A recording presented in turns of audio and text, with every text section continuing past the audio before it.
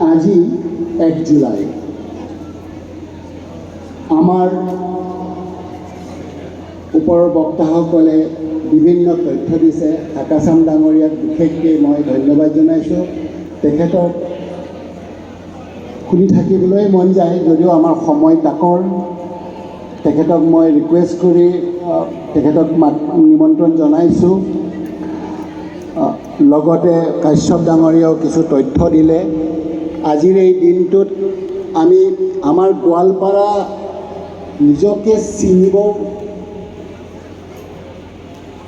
যোনটো মাধ্যমেৰে আমি চিনি পাব লাগে, বা ইয়াৰ ইতিহাস, ইয়াৰ সাহিত্য, ইয়াৰ ৰচনা, যি গোটেইখিনি আমি জানাৰ এটা দিনটো আমি আমাৰ নতুন প্ৰজন্ম, আমাৰ ষ্টুডেণ্ট, আমাৰ ছাত্ৰ ছাত্ৰী আছে।